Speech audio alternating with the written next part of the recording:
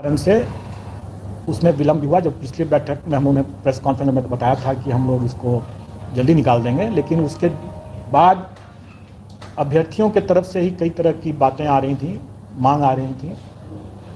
उसमें एक बहुत महत्वपूर्ण मांग ये था कि जो अपीयरिंग कैंडिडेट्स हैं, खास करके प्रशिक्षण डीएलएड का जैसे है, उसके लोगों की मांग थी कि हमको भी मौका मिले।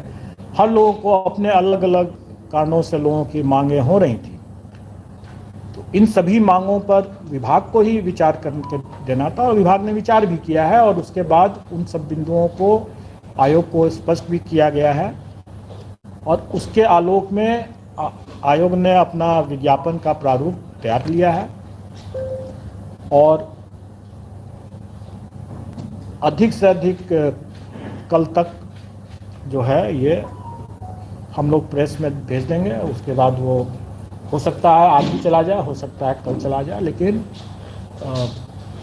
ये इस महीने के अंत में तो आप निश्चित रूप से मान के चलें कि 1 जून का जब सुबह में आप लोग देखेंगे तो जरूर उस समय तक आप लोगों को जानकारी रहेगी। कुछ बातों का मैं खुलासा कर दूं कि जो परिवर्तन जो कुछ हुए हैं, कुछ अभ्यर्थियों की मांग को देखते हुए, वो मैं कुछ चीज़ों की जानकारी दे देता हूं। एक की जो सिलेबस के संबंध में जो बार बार लोगों की चर्चा होती रही है कि सिलेबस का विस्तार किया जाए, तो सिलेबस का विस्तार करने की कोई आवश्यकता नहीं है। लेकिन एक चीज़ हम लोगों ने जरूर स्पष्ट आउट कर दिया है कि प्राथमिक विद्यालय के अध्यापकों के लिए विद्यालयों में जो पाठ्यक्रम है वो एनसीईआरटी के पाठ्यक्रम का जो है वही है, इसलिए वो उसी से गाइडेड होगा और वही है। अभ्यर्थी को सिलेबस विस्तार से अगर समझने की जरूरत है, बस उन्हीं को देख लेंगे तो उनके वो जिज्ञासा पूर्ण हो जाएगी। दूसरा जो लोगों की एक मांग रही है कि जो भाषा की का जो है उसमें 100 नंबर का है और उसके लिए 2 घंटे हैं, और मुख्य पेपर जो है वो भी 2 घंटे का है, लेकिन उसमें 150 मार्क्स का है। तो इसमें मैं बता दूं कि भाषा का जो है वो पहले भी मैंने स्पष्ट किया कि क्वालिफाइंग नेचर का है, उससे आपको मेरिट नहीं बनेगा, मेधा सूची उसके प्राप्तांक के आधार पर नहीं बनेगा, और इसलिए हम लोगों ने उसमें अधिक समय दिया है कि आप आराम से आप करें, उसमें घबराने की बात नहीं है, सिर्फ क्वालिफाइंग नेचर का है, लेकिन आप आराम से कर सकते हैं। लेकिन जो मुख्य पेपर है वो उसी पर मेधा आधारित होगा, प्रतियोगिता उसी पर है, तो उसमें हम लोग चाहेंगे कि जो अच्छे अभ्यर्थी हैं वो जल्दी बना पाएंगे, और जो अच्छे नहीं हैं, उतने स्मार्ट नहीं है, वो थोड़ा उनको विलम्ब होगा। तो इसलिए हम लोगों ने ज़्यादा क्वेश्चन रखा है, लेकिन हम लोगों ने फिर आपस में विचार करके और अभ्यर्थियों की एक बड़ी मांग को ध्यान में रखते हुए हम लोगों ने पहले जो 150 क्वेश्चन रखा था उसको घटा करके 120 किया है मेन में। और पहले जैसे 100 और 50 का था कि 100 में उनका नॉलेज टेस्ट था और 50 में उनका इंटेलिजेंस का टेस्ट था, उसको हमने वो ब्रेकअप को हमने 80 और 40 के रखा है, और ये सभी मुख्य परीक्षाओं के लिए है। मतलब 120 क्वेश्चन रहेगा, 80 और प्लस 40। और ये भी मैं स्पष्ट कर दूं कि एक पद के लिए एक ही मेन पेपर है।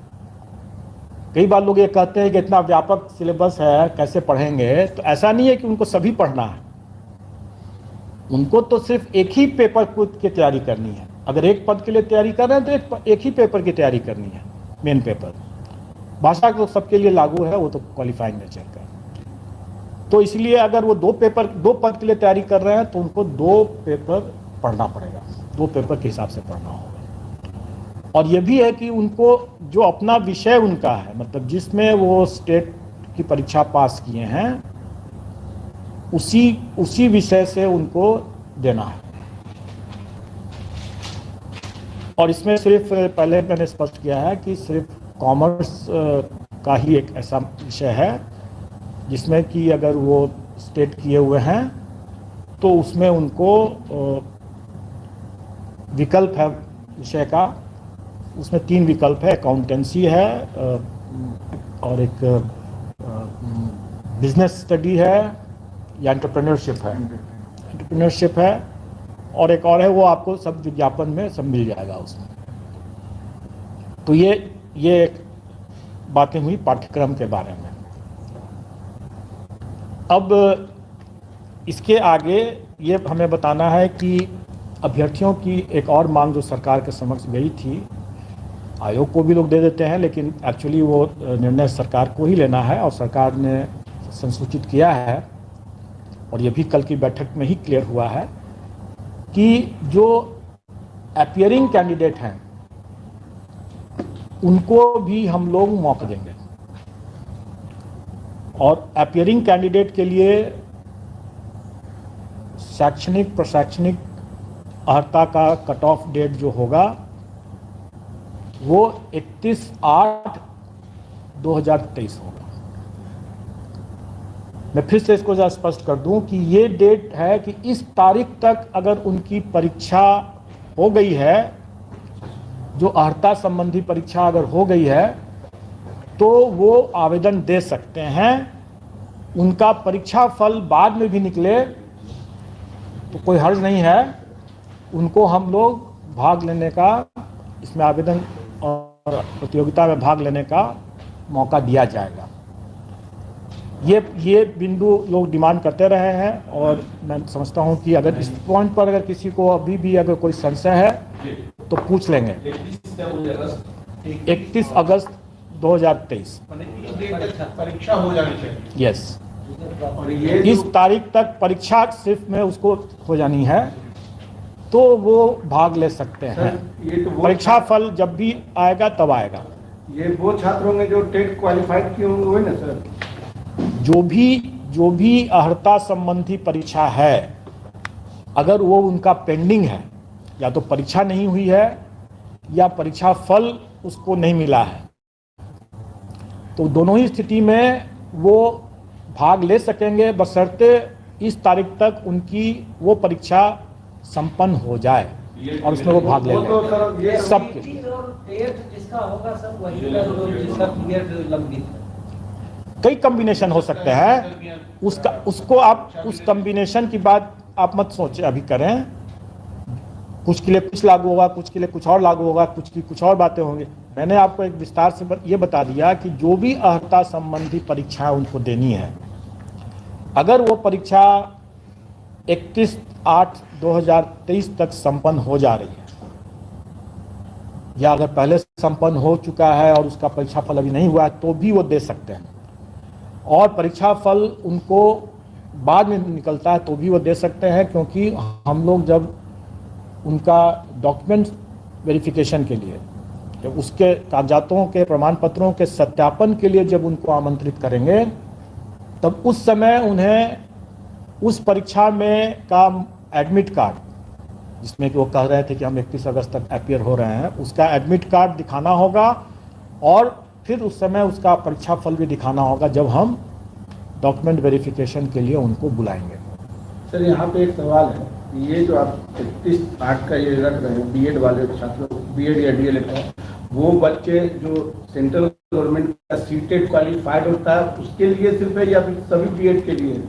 मैंने क्या कहा, मैंने कहा कि अर्हता संबंधी कोई भी परीक्षा उनको, लेकिन ये नहीं हो सकता है कि अगर इस कट ऑफ डेट के बाद वाली परीक्षा में भी अगर वो बाद में अगर कोई परीक्षा होने जा रही है, अगले साल कोई परीक्षा होने जा रही है, तो आज झूठा डिक्लेरेशन दे करके वो अपीयर हो जाएं, वैसा नहीं होगा। क्योंकि उसके लिए हम लोग और भी हम लोग उसको वचनबद्धता लेंगे, और अगर उसमें अगर वो बातें हैं कि नहीं उसने एडमिट कार्ड उसके पास में नहीं है उस तरह की परीक्षा का, तो फिर हम लोग उसको ब्लैकलिस्ट वगैरह करने की, गलत बयानी के लिए ब्लैकलिस्ट करने की बात करेंगे।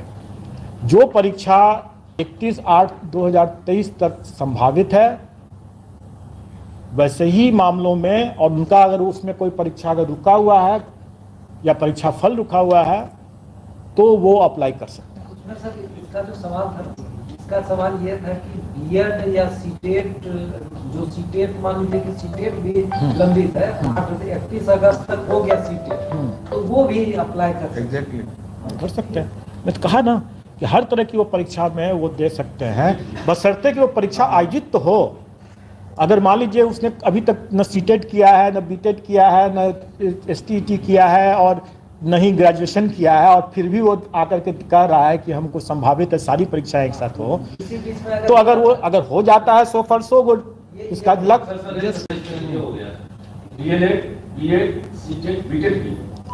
मैंने फिर से मैं बता रहा हूँ कि कोई भी परीक्षा अगर उसकी संभावित है तभी ना वो उसको उपयोग कर सकेगा, अगर संभावित ही नहीं है तो उसका उपयोग नहीं कर सकेगा। अगर वो संभावित ही नहीं है तो गलत बयानी कैसे कर सकता है वो। अब ये कहेंगे कि अगले साल वो परीक्षा होने वाली है तो उसका दावा आज ही कर लें, वो गलत बात हो जाएगी और वो दावा नहीं कर सकेंगे, और वैसा अगर गलत करते हैं तो फिर वो अपना चांस गंवाएंगे ही नहीं बल्कि आगे के लिए डिबार भी हो जाएंगे। ये एक छूट है, उनको एक छूट दिया गया है कि वैसे कैंडिडेट जो कि वाकई में इसका लाभ लेने के लिए योग्य होंगे, मतलब कि उनकी परीक्षा, जैसे बहुत सी परीक्षा अभी जान रहा हूँ कि जैसे बीएड की परीक्षा है, अभी बीएड पटना यूनिवर्सिटी से भी कल हम लोगों ने चर्चा किया कि बीएड की परीक्षा अभी हो गई है शायद, और उसका परीक्षाफल अभी घोषित नहीं हुआ है।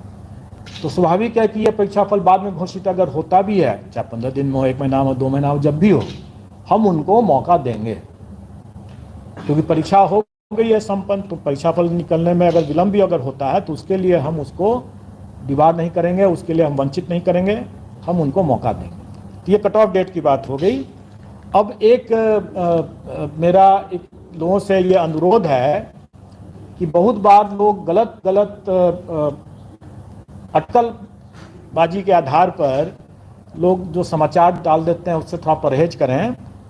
और एक बड़ा मामला आ रहा है जिसमें लोग ये प्रचारित कर रहे हैं कि जब आयोग आज तक मात्र साल में या इतने वर्षों में कुछ ही हजार नियुक्तियां जब कर पाई हैं, तो यह आयोग 1,70,000 नियुक्ति करने में 5 वर्ष से 10 वर्ष और कुछ कितने वर्ष लगाएंगे लोग। अब मैं ये कहूँ कि अगर हम कंबाइंड सिविल सर्विसेज में करीब 6 लाख अभ्यर्थी भाग लेते हैं और फाइनली सिलेक्शन जो होता है वो 800, 900, कभी 300 इस तरह से होता है, तो क्या बाकी अभ्यर्थियों का हम मेरिट लिस्ट नहीं बनाते हैं? उनके कॉपीज का या ओएमआर शीट का हम इवैल्यूएशन नहीं करते हैं? हम तो करते ही हैं। हमको अगर 6 लाख लोगों का अगर परीक्षा देगा तो सभी 6 लाख लोगों का हमको ओएमआर शीट का इवैल्यूएशन तो करना ही है। अब वैकेंसी जितना रहेगा हम उतना पास ऑन कर देंगे। हम तो सभी 6 लाख का करते ही है ना, उसके लिए हम 5 साल तो नहीं लेते हैं। तो इस तरह का जो गलत बयानी जो लोग कर रहे हैं, लोगों को गुमराह कर रहे हैं। और अगर उसमें अगर आप लोग भी अगर वैसा साथ देते हैं तो आप लोग भी उसके हाथ की कठपुतली बनते हैं।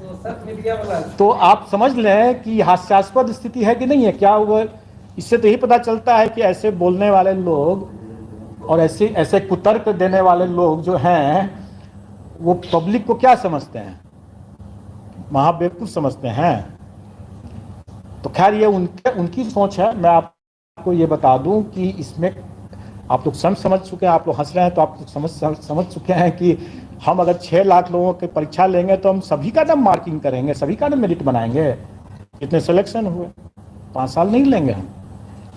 जैसे मैंने पहले ही बताया था कि अगर हम कंबाइंड सिविल सर्विसेज का अगर 1.5 महीने में रिजल्ट निकालते हैं तो इसमें हमारी करीब 4 परीक्षाएं हैं, क्योंकि एक 3 तरह के पद हैं और एक क्वालिफाइंग नेचर का है।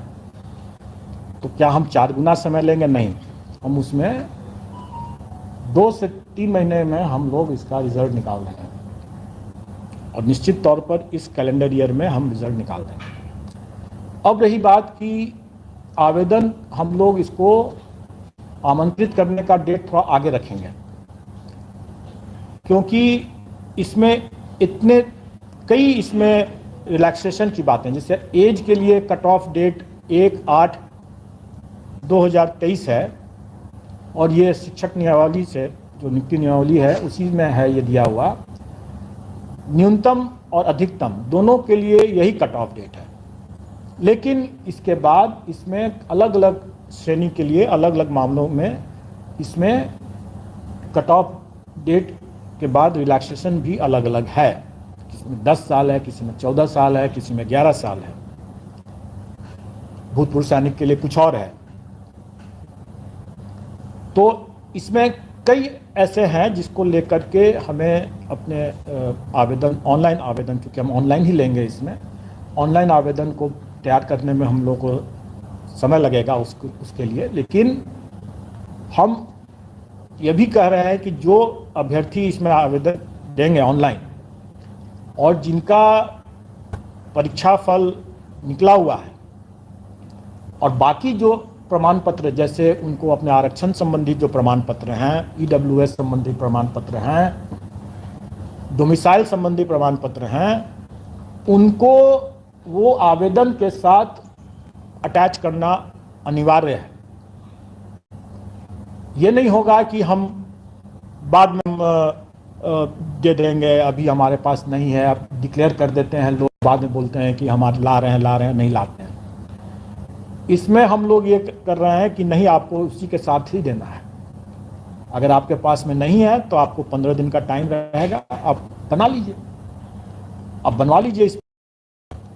लेकिन जब आप जमा करेंगे आवेदन, तो आप सभी दस्तावेज के साथ जो प्रमाण पत्र आपके हैं, परीक्षा फल अगर निकला हुआ है तो वो भी है, वो सभी को की छाया प्रति आपको लगा करके ही देना है। बाद में उसमें लगाने का या जमा करने का मौका नहीं दिया जाएगा। बाद में सिर्फ जो प्रमाण पत्र आप लगाए हैं, सिर्फ उसी का मूल प्रति आपको सत्यापित कराना होगा।